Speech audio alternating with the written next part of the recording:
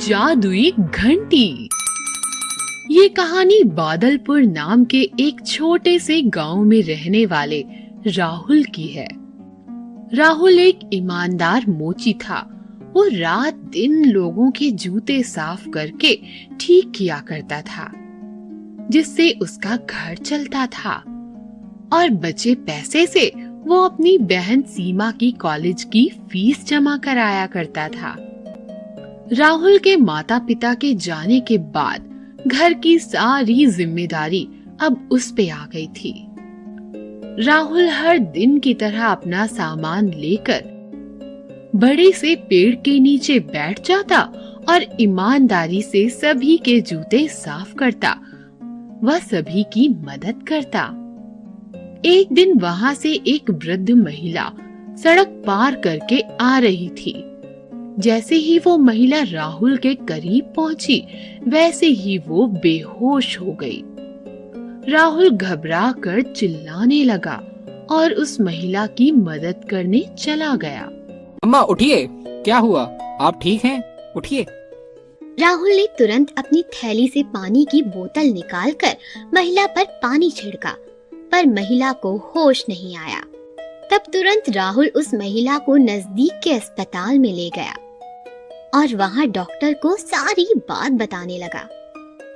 Doctor, ये वृद्ध महिला मेरी दुकान के नजदीक आकर बेहोश हो गई थी। मैंने पानी भी छिड़का मगर इन्हें होश नहीं आया। आप बाहर इंतजार कीजिए, हम अभी देख लेते हैं। तब तक आप फॉर्म और फीस जमा कर दीजिए। राहुल अपने बचे कुचे पैसे से फीस और फॉर्म जमा करता है और सीमा को टिफिन के साथ अस्पताल बुलाता है। कुछ ही देर में डॉक्टर बाहर आते हैं और कहते हैं, कुछ नहीं हुआ है, बस थोड़ी सी कमजोरी हुई है। आप इन्हें घर ले जा सकते हैं और इन्हें सेहतमंद खाना दीजिए, जिससे उन्हें कोई तकलीफ ना हो। और अब मैं चलता हूँ। डॉक्टर के जाते ही सीमा घबराई हुई टिफिन लेकर पहुँचती है और अपने भैया को ठीक देखकर चैन की सांस लेती है और पूछती है, भैया क्या हुआ? आपने मुझे इस तरह अचानक से यहाँ क्यों बुलाया? कुछ हो गया है? आप ठीक तो है ना? मुझे आपकी चिंता हो रही थी। मैं ठीक हूँ सीमा, घबराओ मत। राहुल सीमा को सारी बात समझाता है और सीमा उदास हो जाती है। पर भैया हम क्या करेंगे? अब तो इतने पैसे भी नहीं बचे, घर का राशन भी खत्म होने आया है। हम खुद कभी कभी भूखे सो जाते हैं और हम अम्मा जी को कैसे खाना खिलाएंगे? तुम सही कह रही हो, पर अब अम्मा हमारी जिम्मेदारी है और हमें इनका ध्यान रखना होगा। तभी पीछे से एक आवाज आती है। राहुल और सीमा पीछे की तरफ देखते हैं तो वो दंग रह जाते हैं। इतनी तेज चमकती हुई रोशनी के बीच एक खूबसूरत कन्या खड़ी होती है और वो उससे पूछती है, अरे आप कौन हैं? यहाँ तो अभी एक वृद्ध महिला थी। आप कौन हैं और कहाँ से आई हैं?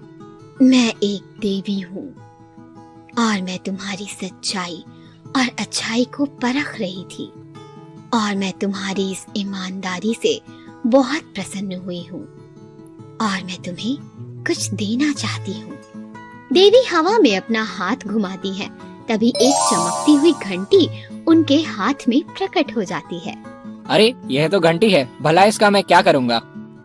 ये कोई मामूली घंटी नहीं है, ये जादुई घंटी है। तुम इससे जो भी मांगोगे तुम्हें मिल जाएगा, पर हाँ घमंड मत दिखाना। ये तुम्हारे साथ तभी तक काम करेगी जब तक तुम अच्छाई और दूसरों का भला करते रहोगे। ये कहकर देवी वहाँ से गायब हो जाती है और राहुल और सीमा खूब खुश हो जाते हैं और घर पहुंचकर इसका इस्तेमाल करने का सोचते हैं। भैया बहुत खूब लग रही है, क्यों ना हम खाना मांग लें? राहुल घंटी बजाकर खाने की मांग करता है और तुरंत ही कई प्रकार के पकवान उसके सामने प्रकट हो जाते हैं। दोनों पेट भर कर खाना खाते हैं। अगले दिन जब राहुल दोबारा काम पर जाता है, तब सीमा घंटी से अपने घर के लिए सामान मांगने लगती है। धीरे धीरे उसका घर पूरा बंगले में बदल जाता है और वो घमंडी और स्वार्थी हो जाती है। राहुल अपने घर की जगह इतना बड़ा बंगला देखकर बहुत चक्का हो जाता है और कहता है, अरे यह किसका बंगला है? लगता है मैं गलत जगह आ गया। राहुल जैसे ही पलटकर जाने लगता है, उतनी ही देर में उसकी बहन सीमा उसे आवाज देकर रोक लेती है। भैया रुकिए, ये हमारा बंगला है। राहुल सीमा की बात सुनकर आश्चर्यचकित रह जाता है और अंदर जाता है। अंदर जाते ही राहुल घर की चकाचौंध देखकर दंग रह जाता है। अरे सीमा, ये सब कैसे और कब हुआ? भैया, आपने घंटी का इस्तेमाल सिर्फ हमारी जरूरतों को पूरा करने के लिए किया है, पर मैंने अपनी सूझबूझ से पूरे घर का नक्शा ही बदल दिया। अरे तुमने ये क्या किया? ये सब कुछ सूझबूझ नहीं, लालच है। अब वो घंटी कभी काम नहीं करेगी। सीमा घंटी को तुरंत ढूंढकर बजा के खाने की मांग करती है।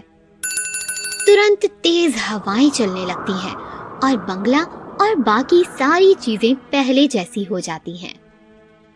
सीमा को अपनी गलती का एहसास हो जाता है और वो अपने भाई से माफी मांगती है, पर राहुल उसे देवी से माफी मांगने के लिए कहता है और राहुल देवी को घंटी बजाकर बुलाता है। तभी तुरंत देवी वहां प्रकट हो जाती हैं और सीमा देवी से माफी मांगने लगती है। तभी देवी उसे कहती हैं, मैं तुम्हें माफ कर दूंगी, पर तुम्हें वादा करना होगा कि तुम कभी घमंड नहीं करोगी और लालच भी नहीं करोगी। सीमा देवी से वादा करती है और दोनों भाई बहन अपना जीवन खुशी खुशी बिताते हैं।